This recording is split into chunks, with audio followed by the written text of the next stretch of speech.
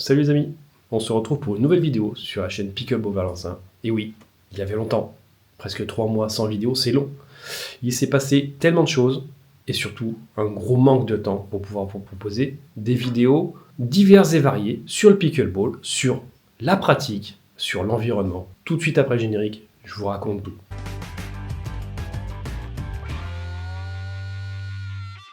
Presque 3 mois sans vidéo, c'est long, mais ça a été tellement rapide pour moi entre le moment où j'ai tourné la dernière vidéo et le moment où je vous parle aujourd'hui.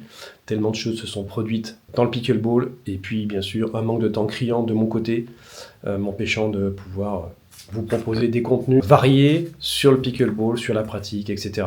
Vous aviez pu apercevoir il y a quelques temps une vidéo sur un tournoi tourné à Saint-Julien-en-Genevois au mois d'octobre de l'année dernière. Et vous verrez qu'effectivement, les tournois vont être le cœur du sujet de cette année au pickleball. De notre côté, on avait aussi à Valencin fait un tournoi au mois de janvier, un tournoi interne, mais sous un format défini par les règlements fédéraux.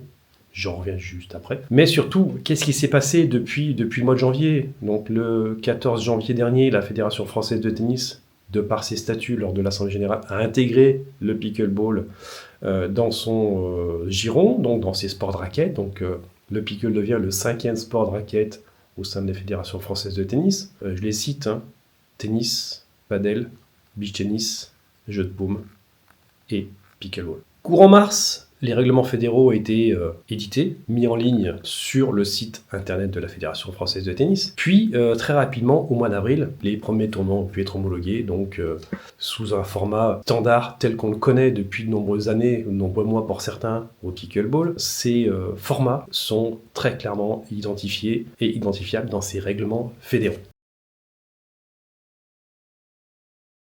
Comment on organise un tournoi? Eh bien, tout simplement, définir déjà la volumétrie et la taille de son tournoi. Plusieurs types de tournois sont disponibles. En tout premier lieu, un tournoi accessible simplement et rapidement pour les clubs de tennis et puis les clubs de pickleball qui sont organisés en France.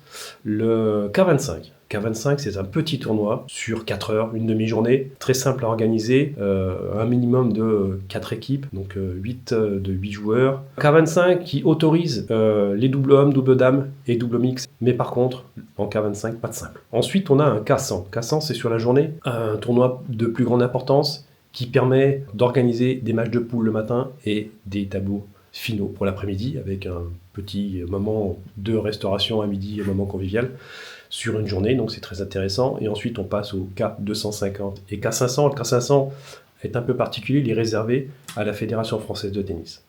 K250, c'est un tournoi de grande importance sur 3 jours, avec toutes les catégories possibles, simple, double, double mix. C'est vraiment le tournoi par excellence du pickleball, tel qu'on l'a connu ces dernières années grâce à l'Association nationale Pickleball France, qui organisait très bien d'ailleurs ces types de tournois chaque année.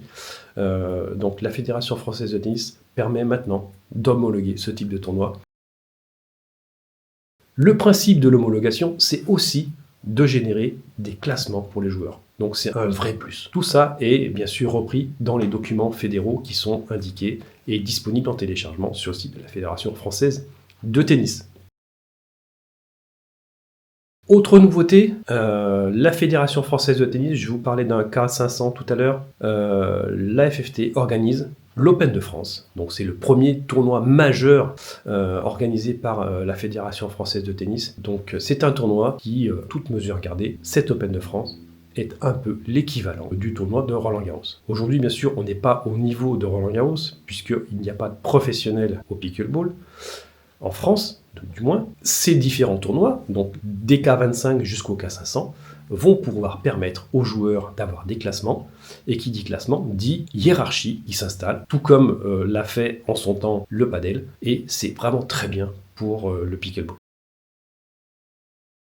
Une information qui est tombée ces dernières heures, voire même ces derniers jours, l'arrivée de la licence pickleball. À la Fédération française de tennis, il existe 3 types de licences. Une licence multi-raquette qui permet de pratiquer plusieurs sports de raquette au sein de la Fédération française de tennis, et le tennis.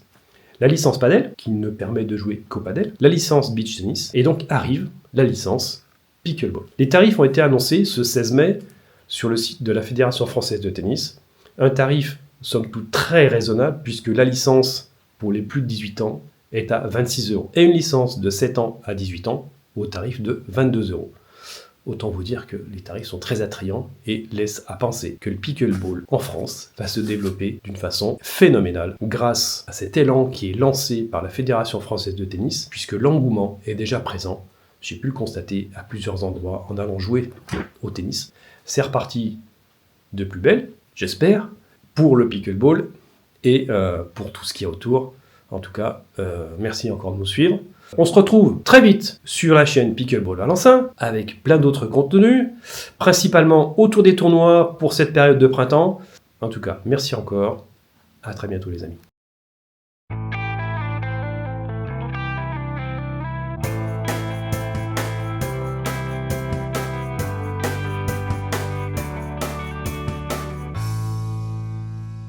Voilà. Et puis c'est tout.